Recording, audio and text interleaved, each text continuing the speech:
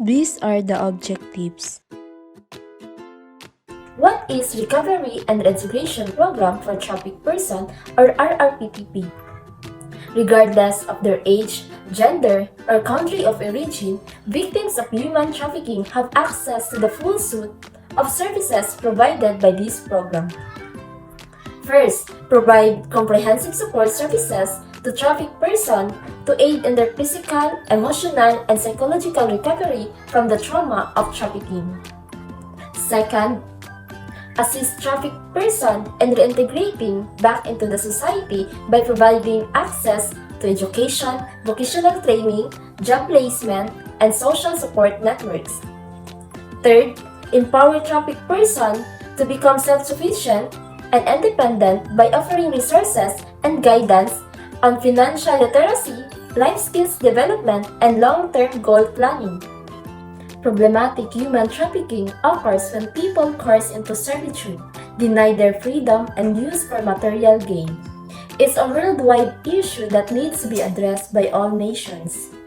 The Philippine government's Department of Social Welfare and Development, or DSWD, runs a rehabilitation and reintegration program for trafficked survivors. So earlier, Honey discussed what is RRPTP or Recovery and Reintegration Program for Trafficked Person. So now I will present the three primary goals of the program. First, helping the victims. Second is preventing future crimes. The third is strengthening law enforcement. So the program overreaching goals to help the victims of traffic to heal the both emotional and physical so that they can return to their life or regular life. There are types of human trafficking. First is the sexual exploitation. It includes prostitution and sexual trafficking. Second is the forced labor. Forced labor refers to a work or services that are enacted from a person under threat of penalty and without their consent. For example, a forced labor could be a situation where a worker are promised to legitimate job opportunities, but upon arrival, they are forced to work long hours in hazardous conditions, with their wages withheld, and threat of violence if they attempt to leave. The third one is organ trafficking. Organ trafficking is referred to illegal trade of organ, typically for transplantation purposes. For example, organ trafficking can involve individuals being lured into selling their organs, such as kidney and liver, in exchange for money or other incentives. Here is the legal basis for the Recovery and Reintegration Program for Trafficked Persons.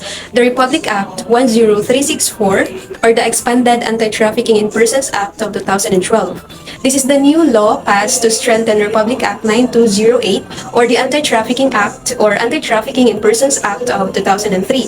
It is an act to institute policies to eliminate trafficking in persons, especially for women and children, establishing the necessary institutional mechanisms for the protection as well as the support of trafficked persons, providing penalties for its violations and for other purposes. According to the Section 16 of the Republic Act 10364, there are programs that address trafficking in persons. The Department of Social Welfare and Development, or the DSWD, shall implement rehabilitative and protective programs for trafficked persons. It shall provide counseling and temporary shelter to trafficked persons, and also to develop a system for the accreditation among the NGOs for the purposes of establishing centers and programs for the intervention in various levels of the community. And this is also as part of the compliance to the Republic Act 7610, the Special Protection of Children Against Abuse and the Exploitation and Discrimination Act, to protect women and children from all forms of violence, to include human trafficking.